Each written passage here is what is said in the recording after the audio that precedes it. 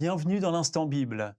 Une maison ne tient pas sans lien solide entre les pierres. Dans nos vies, ce lien s'appelle la confiance. Elle se construit avec le temps, mais peut se briser en un instant. Faire confiance, c'est risquer, c'est accepter de ne pas tout maîtriser.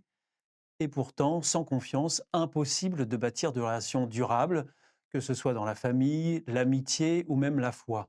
Mais comment apprendre à faire confiance sans naïveté? Et que peut nous dire la Bible sur cette force discrète qui relie les êtres? Pour en parler, nous avons le grand plaisir d'accueillir les pasteurs Gétro Camille, bonjour, Bonjour Stéphane, bonjour tout le monde. et Philippe Leduc. Bonjour. Alors, restez bien avec nous, nous abordons ces sujets tout de suite dans l'Instant Bible.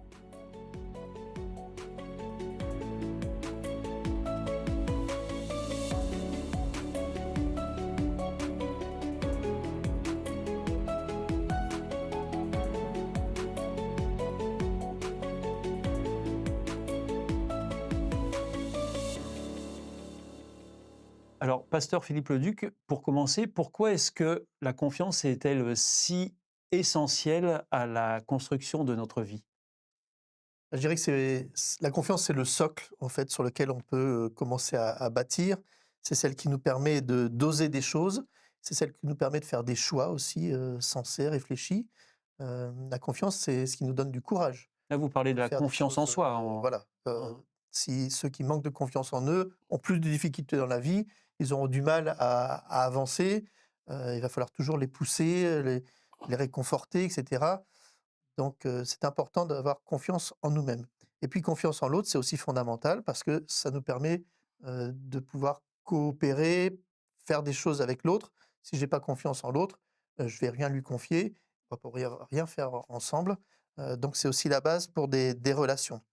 Et puis, la confiance nous permet aussi d'accepter, le risque, l'incertitude, par rapport à l'avenir. Il faut un minimum de confiance pour pouvoir investir notamment.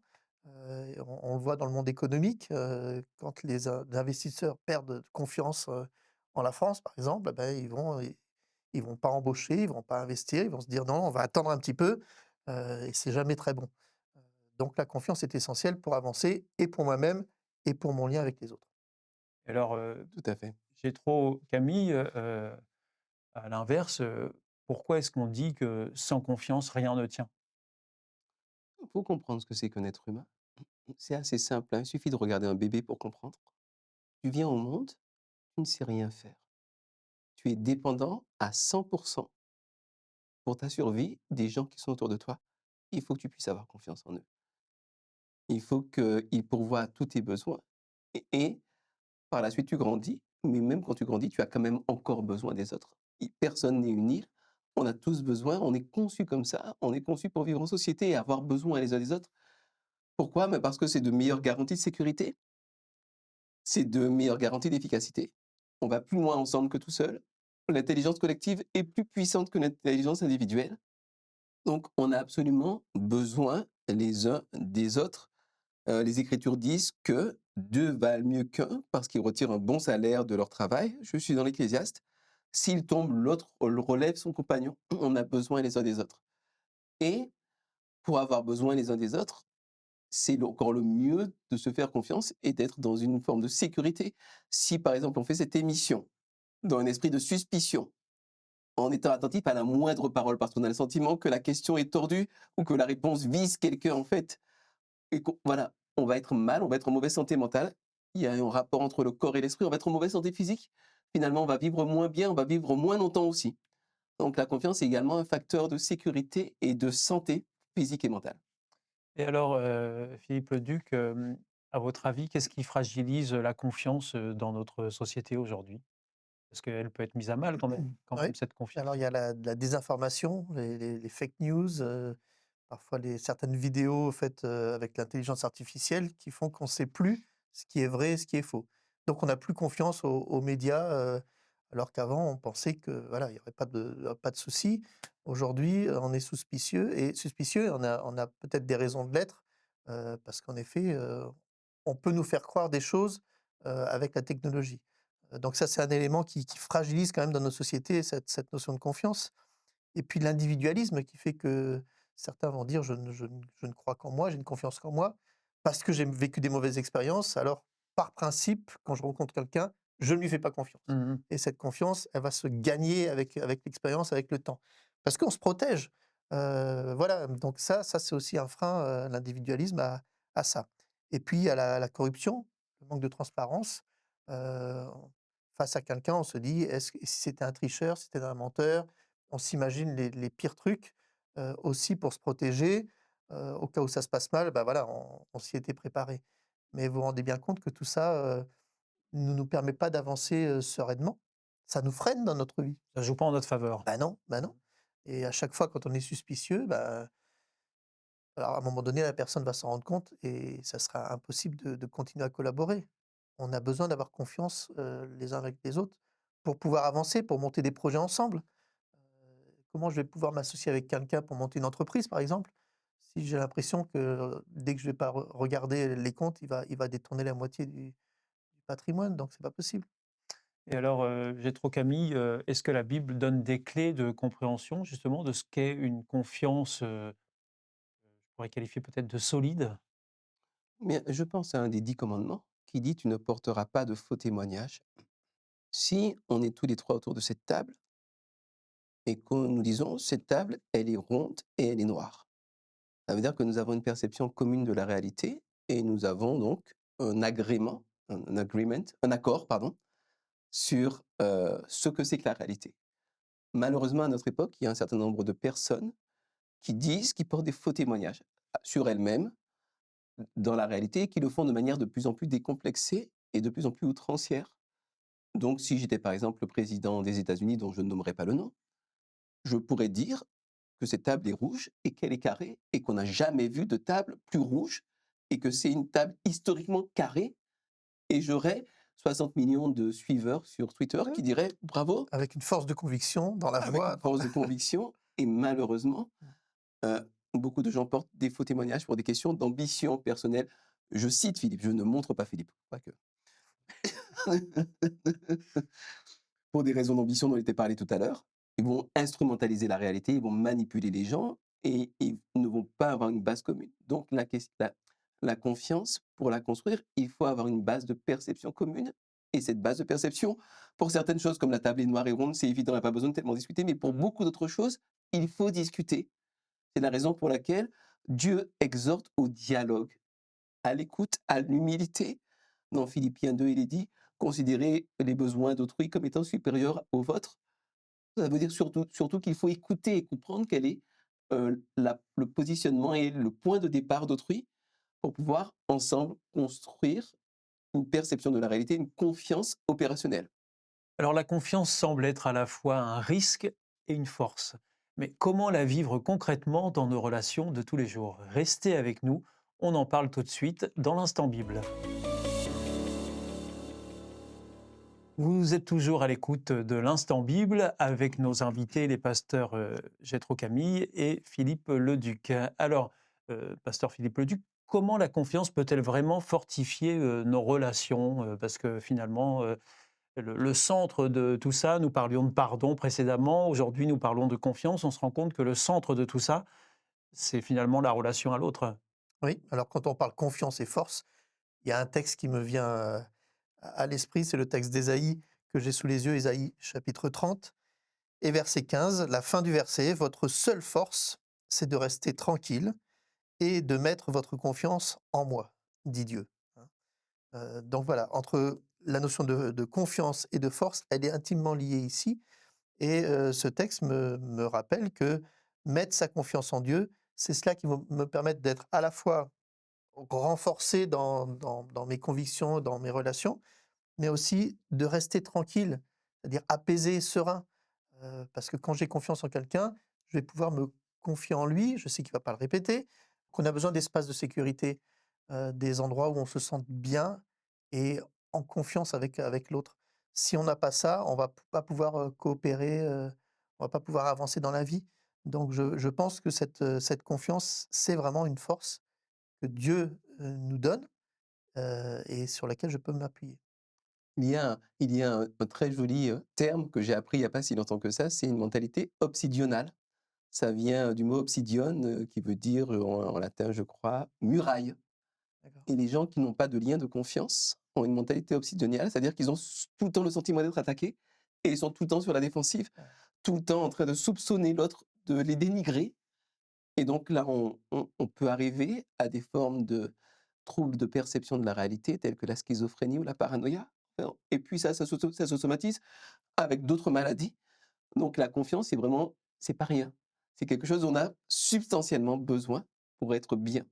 Et alors, en fonction de ce que vient de nous dire Philippe Leduc sur la question de confiance et sur cet espace de sécurité dans lequel nous avons besoin d'évoluer, est-ce que ça implique aussi eh bien, le cercle familial, le cercle amical, les relations spirituelles aussi? Est-ce que ça inclut tout ça? Est-ce que ça a un impact sur tous ces cercles? Ben, c'est là où c'est le plus important. Parce que si finalement un étranger me croise dans la rue et puis m'insulte, bon, il me blesse. C'est un étranger, je le connais pas, je l'ai jamais vu, je le reverrai jamais. C'est un petit peu ennuyeux, mais bon, j'y fais pas trop attention. Quand ça vient des gens qui sont le plus proches de soi et auxquels on s'identifie le plus, ça fait beaucoup plus mal. Quand, quand je croise quelqu'un, par exemple, j'explique à mes enfants qu'ils doivent être bien coiffés. Mais c'est quand même votre famille, notre famille que vous portez. Si je croise un étranger pas très bien coiffé, mais ça va pas du tout me déranger. Si c'est mon fils qui sort très mal coiffé, ce sera pas un drame, mais je serai un petit peu embêté. Je me dis: «Oui, mais quand même le regard, que c'est notre famille, tout ça, on a envie quand même que d'être bien représenté». Donc la confiance, c'est quelque chose qui est fondamental à construire dans les cercles les plus proches, mais c'est quelque chose qui n'est pas acquis. C'est pas quelque chose d'automatique. C'est pas quelque chose qui est dû. C'est pas quelque chose qui que l'on mérite. C'est quelque chose qui se construit dans des relations bienveillance, dans le non-jugement, dans la capacité de pardon, dans la capacité de résilience que l'on a et que l'on octroie à ses enfants. Heu, Quand vous êtes capable de vous pardonner et de vous reconstruire, vous montrez un exemple de pardon et de résilience à vos enfants et vos enfants qui apprennent par mimétisme vont apprendre également et donc la confiance sera plus grande dans la famille à ce moment-là. Donc c'est vraiment quelque chose à ne pas prendre à la légère parce que ça change complètement la qualité de vie. Et alors, pasteur, Philippe Leduc, il arrive que, bah, cette confiance, à un moment donné, elle soit brisée, rompue pour une raison ou une autre, que vous avez évoquée, à tour chacun votre tour ici, autour de cette table. Et alors quand ça arrive ça, quand la confiance est rompue, heu, est-ce qu'on peut reconstruire une relation de confiance avec une personne, qui, nous a trahis, déçus, c'est possible Alors ça? c'est compliqué, mais oui, ça arrive si les 2 personnes y mettent un peu de bonne volonté. D'abord, il faut reconnaître ce qui a été brisé dans la relation, identifier ce qui n'a pas été, et puis celui qui a trahi doit assumer ses responsabilités, heu, parce qu'il y a tout acte, a des conséquences. Hem et donc c'est compliqué de repartir si la personne, ne reconnaît pas, ce qui s'est passé ou pour elle, tout va bien et cetera. À partir du moment où chacun, prend conscience de ce qui s'est passé et chacun, on va dire, chacun fait un pas, vers l'autre, alors la confiance peut se renouer, se retravailler. Il va falloir peut-être du temps, heu, ça se fait pas comme ça, d'un claquement de doigts. Beaucoup de patience, beaucoup d'amour, de tolérance, de Peut-être là aussi qu'intervient, la notion de pardon, non? eh ben, Hein, hein. tout à fait, parce que c'est pas parce qu'il s'est passé quelque chose que, bah, à tout jamais, il va plus rien se passer entre nous. Non, un chemin est possible, mais il faut que et l'un et l'autre, on accepte de passer par ce chemin qui est pas toujours très large, étroit, mais c'est pas insurmontable. Ça demande beaucoup d'humilité, Eh oui, ça demande beaucoup d'humilité et beaucoup hem, de travail parce que finalement, quand la confiance est brisée, c'est parfois parce que soit il peut y avoir eu trahison, soit on avait des attentes qui étaient déplacées ou disproportionnées par rapport à la réalité de la personne qui est en face. Et donc, heu, c'est pas tout d'imaginer que parce que je suis le mari, je vais me comporter comme ça et que parce que c'est ma femme, elle va se comporter comme ceci. Elle est dans sa réalité, je suis dans ma réalité et si on s'intéresse à la réalité de l'autre, on aura des attentes qui seront quand même plus en conformité avec le réel. Et donc, il y aura moins de brisures de confiance et moins de sentiments de trahison. C'est important également de lire quelques bouquins de psychologie, d'échanger, de voir des professionnels, de se documenter un peu sur ces sujets-là parce que beaucoup de souffrances vient tout simplement de l'ignorance et du fait que l'on projette sur l'autre. J'ai très concret. Moi, par exemple, j'ai 3 garçons. Une des raisons pour lesquelles on a fait des enfants, bon, déjà on est poussé à le faire, mais moi j'avais une ambition, c'est d'avoir un petit orchestre de musique baroque. Et donc, je voulais jouer du Jean-Sébastien Bach toute la journée avec ma famille, et cetera. Quand j'entends ce que mes enfants écoutent comme musique, j'ai une pointe de déception. Mais quand je me dis: «Mais ils sont eux, ils ont leur vie, il faut que je les aime comme ils sont, avec leur goût, et il faut pas que j'impose». Voilà, beh, on se sent plus du tout trahi, on se sent plus du tout, je me suis pas senti trahi, mais un petit peu désappointé, quoi. On se sent même plus désappointé, on se dit: «Beh, voilà, le Seigneur nous a donné des enfants qui sont ce qu'ils sont. Moi, je suis ce que je suis» et ensemble, on tisse des liens de confiance, de respect et d'amour. Et je voudrais, terminer par cette question, pasteur Jétro. Est-ce que, finalement, faire confiance en Dieu, parce que là, on décentre un peu le sujet, faire confiance en Dieu, peut nous aider aussi, dans notre confiance envers les autres? C'est fondamental. Moi, c'est une des, sincèrement, je pense que c'est la raison pour laquelle je suis chrétien, c'est que Dieu m'aime et il me le montre par Jésus. Il m'aime, il connaît tous mes défauts, tous mes travers. Il sait que parfois j'ai pas du tout envie d'être chrétien. Je sais pas pour vous, mais parfois moi ça me gonfle. J'ai pas forcément du tout envie de vendre mes biens comme Jésus et de donner aux pauvres. Enfin, je veux dire, j'ai ma propre médiocrité. Malgré cela, il m'aime, il me prend là où je suis et il m'aide à aller plus loin pas après pas. Ça veut dire que d'une certaine manière, Dieu me fait confiance. Mais il fait confiance au Jétro qui est en devenir, en partant du Jétro qui existe maintenant. Ben, ça, c'est un exemple fantastique. Parce que quand je traite mes enfants comme ça, quand je traite ma femme comme cela, je leur montre un chemin de croissance et un chemin d'excellence, plutôt que de pointer toujours leurs défaillances, ou plutôt qu'eux pointent toujours mes défaillances, on se montre les uns aux autres jusqu'où on peut aller ensemble en s'inspirant de la confiance que Dieu nous fait et que nous lui rendons en retour. Donc vous l'avez compris, la confiance, c'est la clé de voûte de toutes nos constructions humaines. Elle demande du courage, de la patience et parfois même du pardon, comme nous avons pu l'évoquer dans cette émission. Mais quand elle tient, tout l'édifice devient plus solide. Merci au pasteur Gétro Camille, Philippe Leduc, pour votre contribution à cette émission. N'oubliez pas que si vous souhaitez approfondir ces sujets que nous avons évoqués dans cette émission, nous avons le plaisir de vous offrir une Bible gratuitement si vous en faites tout simplement la demande aux coordonnées qui viendront juste après.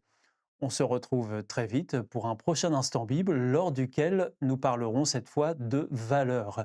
À très vite, messieurs, merci, au revoir. Au Au revoir. revoir.